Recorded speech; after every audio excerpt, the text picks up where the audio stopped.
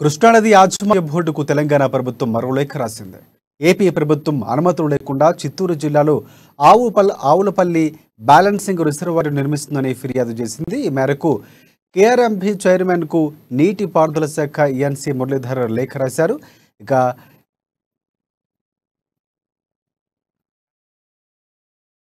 పనులు కొనసాగిస్తున్నామని ఆయన బోర్డు దృష్టికి తీసుకువెళ్లారు. తక్షణమే చర్యలు తీసుకొని రిజర్వాయర్ పనులు చేపట్టకుండా ఏపీని నిలువరించాలని కోరారు.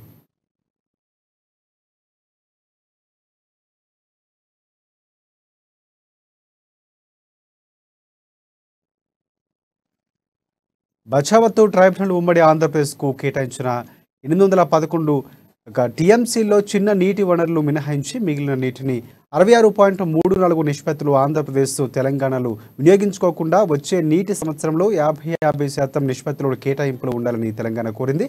దీనిపై సమావేశంలో ఏకాభిప్రాయం కుదరకపోవడంతో నిర్ణయం కోసం కేంద్ర జలశక్తి మంత్రిత్వ శాఖకు లేఖ రాస్తామని చైర్మన్ ప్రకటించారు.